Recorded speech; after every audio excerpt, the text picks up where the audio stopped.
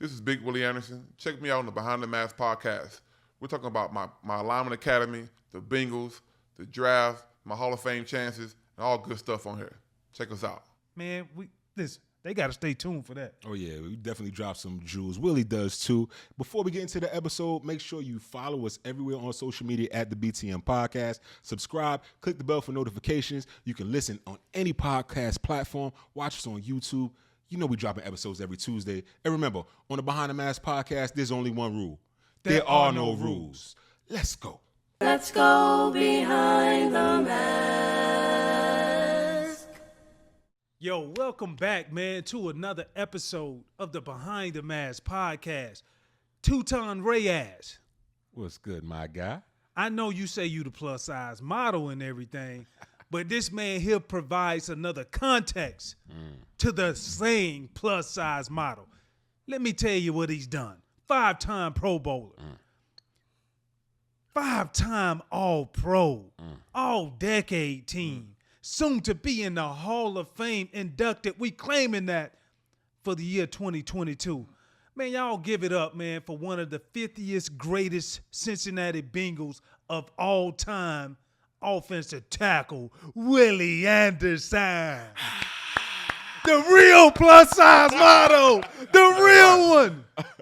If I got to get a title up to anybody, got to give it up to the GOAT. Man, I appreciate it, man. We all took it from b.I.g, from Shaq. You know what I mean? Those guys always say, you know, they made being big cool. Facts. You know what I mean? So we all cheering. Facts. Biggie said we cheering of Biggies. You know what I mean? How you feeling, man? Looking good? Man, I'm good, man. Everything good, man. I told you earlier, man. I dropped down 50-some pounds, man. And since last time, Congratulations. we appreciate it, man. We tried last year to.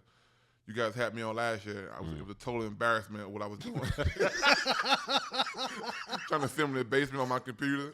I had on the phone. I had no idea about podcast. It was just looking nasty. Y'all would have saw it. You would have been like, terrible, my man. goodness. So since then I've done several podcasts, several Zoom sessions. I get it now. New norm, yeah. I get it. Most def, man. Well, we're glad to have you back on the Behind the Mask podcast. Since last time, we added a new element to the episode, and it's called This or That. We're going to give you two options. You got to choose between this or that. Spike's going to lead the way. Go ahead, take it away, Spike. Man, all right, man. Listen, you played at that tackle, and you saw a lot of great defensive ends. So this or that, Michael Strahan or Reggie White? Oh, wow, damn, that's a loaded question. So the question is who I want to face. Yeah. Who you I don't want to face neither, but I take the least of the two, which is a big statement. I go against Strahan before I go against Reggie. You know what I mean? And like I said, Spikes saw me face Reggie in his rookie year, my third year. Reggie was a total monster, man. Like rest in peace. Like he was the only guy I've ever faced that was stronger than me. I may have been 40 pounds heavier than him, but he was stronger than me. It was like your dad holding on to you as a kid and shaking you a little bit. Oh, so he had that old man strength on him. Old man strength, like no gloves, his face mask stuffed in his head, faced in his stuffed mask, hands, no gloves, big old stomach, and you can see that big hump move. He just wind up and hit you with it. And, bro, like I say, I shut him down, but I was hurting for the next 5 weeks. I tell a story of I felt my skeleton hurting. Yo, I felt my skeleton hurting for like 5 weeks, bro. Because your inside. It's your inside. Because, I mean, I don't understand. Like, I was 340. I was 23 years old. And I said, man, I don't know how a tackle who was lighter than me, they have no chance. Yeah. They have no chance at all. So when you see me lifting guys up off the ground, like, I was lifted a couple times, and a couple times it put me on my ass. But no sacks. But it was the most physical game I ever played in versus one guy. You know what I mean? You know, my last year I played in for Baltimore, Pittsburgh was the most physical game I ever played in. But playing against one person, Reggie White is definitely that guy. And Straight wasn't no slouch neither, though. Man, Straight is definitely no slouch. Straight probably has the best bull rush I've ever faced. If you see him on highlights, you just see him putting tackles on their ass, bull rushing, which is people understand. That's bull rush is a hard move. Yeah. Like bull rush probably is the hardest move for a D lineman to accomplish. And this dude did it over and over and over to guys. And with Strahan, he bringing it. Strahan gonna talk trash to you. Yeah. So, you got to be able to sit down. And I faced those guys when I was very young, you know what I mean? Versus Reggie, I would never talk to him. He would try to talk to me. I wouldn't say anything back to him. Why you want to say nothing to him, Coach? Hey, man, that's a man of God, man. And I pray to God. I said, I know this man's one of your leaders. Man, leading the way around the world with But you Christianity. are too, according to the word. But what did you think? Hey, I'm a sinner. I'm thinking like Reggie White is Reggie was the most.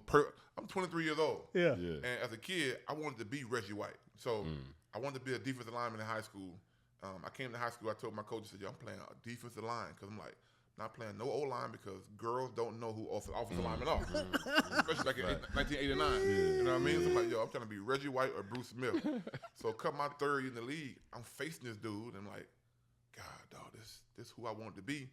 And he was his last year at Green Bay, but he was leading the league. He led the league in sacks, 16 sacks. And the game before, he played this dude named Jason Odom that played at Florida. When I was at Auburn, he played at Florida, and Jason played at Tampa.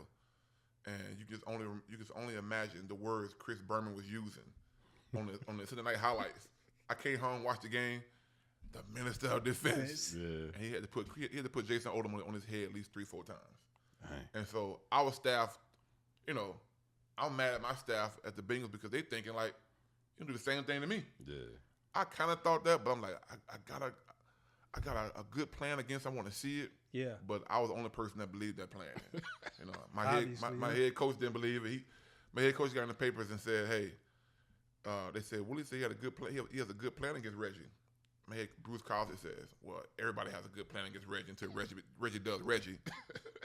Bro, I was heartbroken, but I played good against him. But he hit you with that Mike Tyson line. Yeah. Like everybody got a plan until they get punched in the face. Come on, man.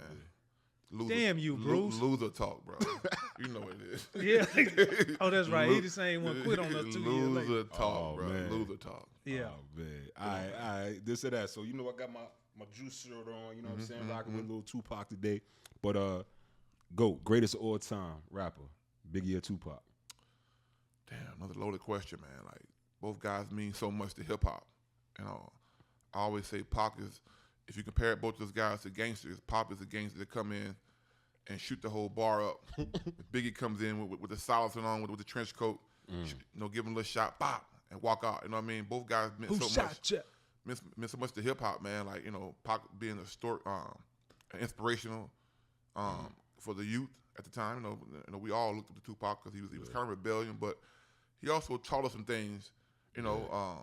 About black love, about black women, but Biggie was a storyteller. Biggie made a country boy like me from Alabama want to move to New York, and see what was in Brown. Even though I knew what Brownsville was because I got people in Brownsville, Brooklyn, but the storytelling that he told was unbelievable. So I can't pick a GOAT. I just can't. Like two guys, I love both of them. Both of them mean so much to me personally. You know what I mean? But I can't pick a GOAT. I just can't. Why you got to put the hat down like that, bro? Yo, with the new blue Yankee on, who but me? Because he Brooklyn, but he got a Pac shirt on. Hey, man, I'm rocking with Big Goat. You know how that goes. All right, bro, knowing what you know now, this is the end, right? You're done. Mm-hmm. But when you look at your name, starting back at the beginning of your career, would you rather have your name say Willie Anderson, Hall of Famer, or Willie Anderson, Super Bowl champ, starting early at your career? Man, I definitely would say champion. Only you understand this question, this answer, because my first 7 years we lost so much in Cincinnati. You know what I mean? That losing was like a norm that we never thought. The years that became when Marvin got there, we never thought those years were coming. You know what I mean? I seen this dude. He left the Bengals because of the losing, and we always thought that if our names would be bigger if we won more games.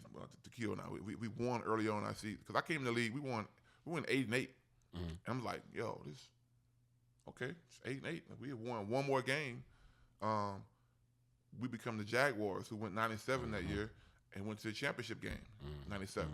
Now '97, my second year, Jeff Blake gets hurt. Boomer Esiason comes in, and we go 7-2 with Boomer. We were 7-9, but we're like, yo, Boomer comes back next year. Yeah. Yo, we gonna be rolling. Well, they didn't bring Boomer back. You know what I mean? Boomer goes to Monday Night Football. Yeah. We draft Takeo and them guys, and we go 3-13 at 98. Yeah. He's shaking his head. These some hard times. Man, it was a hard time. These numbers are hard to listen to, man. 98, it was 3-13, 4-12, 2-14, 5-11. So it was 3-13, 98, 99, 4-12, 5-11, 2000. 2001 has a little hope, 6-10. Y'all had a top 10 defense. Yep. That's when Bruce quit. 2002 we go 2-14. So Marvin comes down. We jump back to 8-8, 8-8. Then we go 11-5. His third year. But so I would definitely want to be called champion, because I think if you call a Super Bowl champion, I think with our careers, the Hall of Fame would come. You know what I mean? Because people tend to look at Hall of Fame as by your team success, and it shouldn't be, because it should be an individual thing. But the voters and people, they look at this whole thing and team success. And I'm like, yo, I'm a lineman. I can't throw the ball. I can't defend it. You know what I mean? I do what I do. So judge me off what I do, and but I definitely would love to be sporting the ring around here. You know what I mean? Me personally, I would. Nah, that's dope, bro. Like when you look at the start of your career, and now you talked about it being a Super Bowl champion, but at the start, I would like to say we all aspire as players. At least I think you should. My opinion of being a Hall of Fame player. Mm-hmm. Looking at it now, did you think we'd be having these conversations back then? Early on, I wish I would have thought about it more. I mean, because early on, as a young guy, you're trying to find your way. Make sure make sure you're. We were both first round picks, so you're trying to make sure you're not a bust, because the Bengals had been known for drafting first round busts, but I started to realize later in my career, around 3, 4, 5 years in the league, with the kid, we was like, yo, like, no one is not paying attention to what we're doing. Like they're not picking us for all pros and Pro Bowls, and we're having these great seasons. And I wish I had paid attention to it more, because your legacy is built off a body of work, and right. But who knows? If I looked at it more, I probably wouldn't have signed back my second time with the Bengals, which I'm glad I did. But you look back at it and say, damn, like, maybe if I went, like, I had Big Daddy Wilkerson tell me one year, say, man, don't let them move you from left tackle to right tackle. I said, why? He said, because the left tackle is where all the fame and money at. He said, right, they're gonna want you to underpay you and undervalue you. I said, nah, Big Daddy, I'm gonna change that whole narrative. Took a long time for that to happen, and I feel like I'm one of the guys that helped change the narrative of right tackles. You know what I mean? Yeah. In the end. You know what I mean? And at the time going through it, I didn't know it, and just found out recently, from some research and data some Bengal fans did about, when I made All-Pro, it was the first time a right tackle had made it in 40 years, first team All-Pro. Wow. Guys had made Pro Bowls, but they had never made first team All-Pro until like 30, 40 years previous to that. So because they typically take the left tackles. Yeah, you know what I mean? And it's all position bias. I mean, people think the whole blind side thing. Yeah. If you're playing quarterback and your head turns this way, I can't see the kill. Facts. That's the right side of my body. Yeah. I turn this way, I can't see too. You know what I mean? And I think they're catching up with and understanding that now, because now you got both tackles getting paid now. And I was one of the first right tackles to get paid a substantial amount of money at a right tackle and not go to the Pro Bowl. So looking back at it, I wish I was more focused and current on it, but I was just thinking about being a good lineman. As linemen back, they told us don't say nothing, be humble, do your job, and I wish I would have been way more vocal and said way more things to bring light upon what I was doing. You know what I mean? So you was doing your thing, and Takeo and I had this conversation all the time. We talk about players that got snubbed for Hall of Fame voting. I feel both of y'all. I'm sitting at the table right now with both of y'all that have been snubbed in the past. We had Fred Taylor on the Behind the Mask podcast. He said the same thing about Takeo and himself. I think Fred got snubbed, but you know, with everything going on, the talk is building up. Do you think that this year is finally the year that they vote Willie Anderson into the Hall of Fame? You just don't know, man. Like I want to say I pray to God for that, but I'm sure there's a whole bunch of other guys praying to God for the same thing. He gave you favor against Reggie White. I still was hurting though. He didn't take the pain away. My skeleton was hurting. Hey, so man, you know, but I mean, you never know. Like last year when I found out I got moved to the 25 semifinalists, that was a shock to me, only because I didn't think people would take time out to look. And the thing I've been doing on Twitter and Instagram the last several years of kind of showing my career, I started doing that to show, just to showcase my academy, offensive line play. But then when I started looking at it, I said, damn, I played against some really good guys. I'm like, hold on. I started counting the guys and said, damn, then Jeff House and Bengals.com, he counted up and said, hold on, you face 9 to 13 all-time pass rush leaders. I'm like, damn. And I went back through my film the Bengals gave me, and I realized I first counted 13 sacks. Then I found 3 more sacks later on. I said, damn, I gave up 16 sacks in my total of my career. 13 years. And man, 13 years. And I saw a post 2 years ago of Joe Thomas, the guy who's going to be a first ballot Hall of Famer. It was a post they put up. I recorded in my phone. In, I think, 10 years, he gave up 37 sacks, 3.7 sacks a year. That's pretty damn good.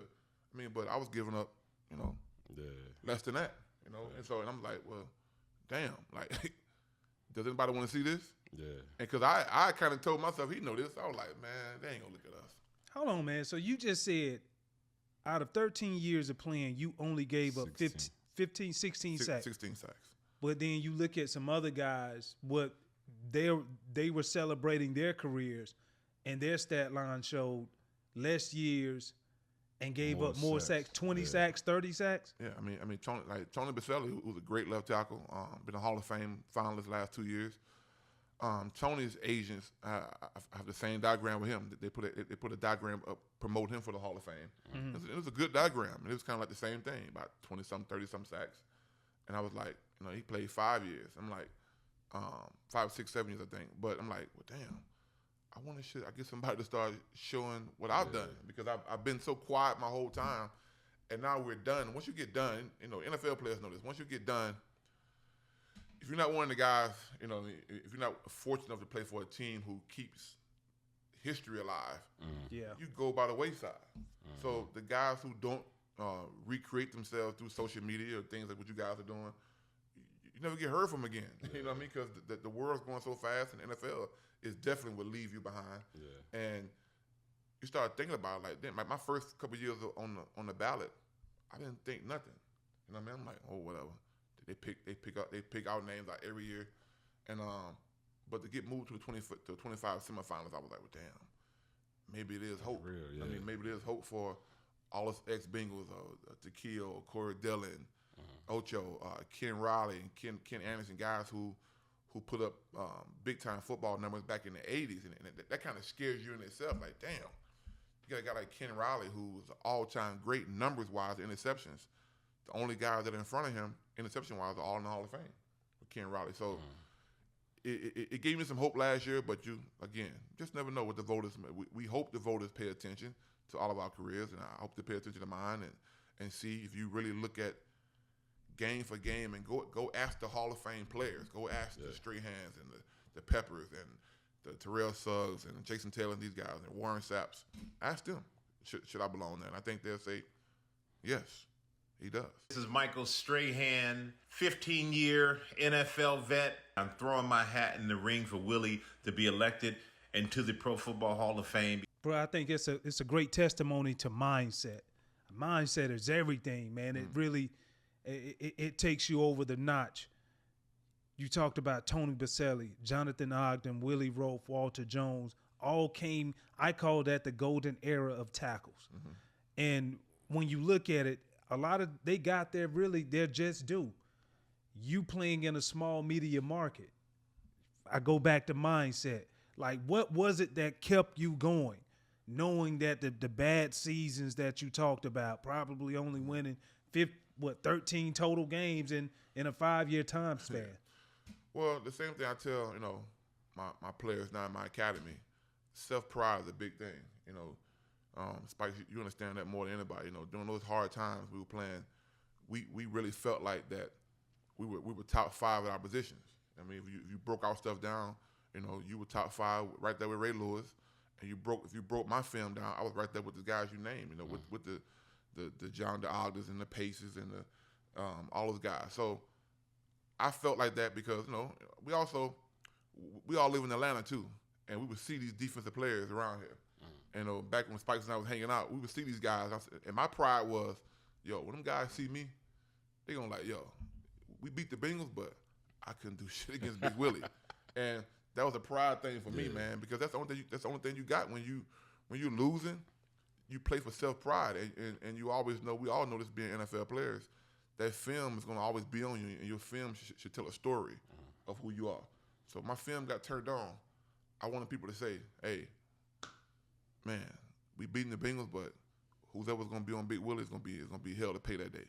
And that was my deal, man. And later on in my career, we started winning, and the awards came. I'm like, bro, I'm probably playing worse now than I played when I was younger. You know what I mean? I was still playing at a good level, but I couldn't be playing the same when I was 24, 25. My body felt better, you know what I mean? So the awards came because we was winning, and a spotlight got shined on the Bengals, and people started to really see. But you kind of be like, why y'all didn't see it back like 6 years ago? You know what I mean? Yeah. You know what I mean? Because that not winning and not getting those awards what led to my boy to leave. You know what I mean? I remember in 2002, that season we both had, and when the Pro Bowls came out, Pro Bowl nominations came out, I saw it in his eyes. I said, he gone. I was still in contract. It hurt too bad. I had just signed a new contract 2 years before this. So I still had years of my contract, but I knew. I said, he gone. Like it's the third straight year. He over 180 some tackles, 5 sacks, 5 picks. And nothing, like we were getting nothing. Like we were getting no alternates, nothing, bro. That's like crazy. Not even just a good old attaboy. And that's when they used to at the practice they would announce who would go into the coach role, right? The coaches would announce and everything. Miserable, man. Like, and the funny thing about it, so when Takeo goes, he went to Buffalo, and I don't know if you remember tonight. We was at practice at the Hawaii Stadium, and Sean Salisbury and what's my man name? The lineman for Denver that do this. He was with Sean Salisbury. Slur. Yeah, Mark Slur. Takeo and I we were both stretching in practice one day, and they came to us and said, "Hey man, we want to apologize to y'all because we were told by ESPN that the Bengals are so bad they must not have anybody on that team that's good. So we were told to talk mad crazy smack about y'all." Wow. And he said, "Man, we apologize because both of y'all should have both been over here years before this in the Pro Bowl." We was like, damn, like grimy. It's crazy, man. So the media perception is a huge deal. It's a huge deal on how the media perceives you because hell, even Marvin got there. Marvin thought we all was sorry. You know what I mean? Like, Marvin, like we played y'all good sometime now, like at Baltimore. Like, God, come on now. Marvin, like, and he got there and they keep Spikes, right? I mean, man, look, man, that was one of them. And Marvin said that. Like Marvin told me. I did tell Marvin something though. I don't know if I ever told you this. What you told him, man? I was like, Marv, in the most respectful way, know how hard it is for us brothers to get these type of jobs. So I wanted to be respectful, but I wanted to let him know what I meant. So I was like, Marv, listen. He was like, nah, it ain't your decision. He told me that. And I was like, nah, it is my decision. I put my time in. No, it doesn't work that way, Takeo. Like, we gonna keep you. And I said, look, Marv, I understand we don't get these type of positions, but I do want you to know, like, you got things you want to accomplish, and I got things I want to accomplish. And me not being on your same agenda, knowing the influence I got in that locker room, I say it probably won't happen. So I would appreciate it when Buffalo send this offer over, you decline not to match it. By the time I got off the plane, Back then, you had to wait. They didn't even have the Wi-Fi on the planes or whatever. But you had to, when you got off the plane, like I saw it. Yeah. Like since he had made the arrangements to sign 3 other guys, and I knew that was the money they were trying to keep me with. But you know, I like Marvin though. But I said shit no. I said I ain't trying to be. I said no sir. I'm going to the promised land. So the story Marvin told me was Mike Brown matched the deal. Mike Brown said, no, he's not going to kill us. That's our guy. We picked him and got it. Marvin was like, and Marvin told me, Marvin said, man, out of me being arrogant, you know, he said me being arrogant, I thought I can do it without him. And I said, hold on. I'll never forget this. We were in Philadelphia playing the Eagles, and he had called me to talk about Rudy's country. That's why I would tell Rudy he owed me some money because I told Marvin that day, you better give Rudy that damn money because they pay the man, you know Rudy, pay the man. Yo, so he said, yo, about to give Rudy. He said, dude, can we trust Rudy? I said, yes, you can trust him. What are you talking about? You can trust him, man. Get a man his money. At that meeting, he told me, he said, yeah, because I messed up the kill. I said, what? What you mean? He said, we could have kept him. I said, whoa. I said, I thought for sure. I thought he had in his contract. He was just out. I didn't understand his contract because I was like, it had to be something that Spikes got himself out of this. Yeah.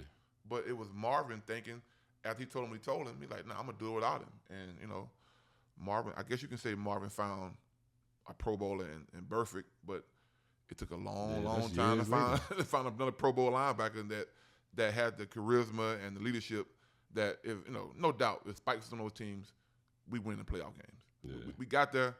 We needed what he had, you know. So I had to watch him go to Buffalo and try to bull rush me and finger me in the throat with his hand. And get that. And got yammed up. And got yammed. I looked like damn fly, and he was the fly paper. Dude, he got an interception. I thought I can catch him. I said, look at this dude running.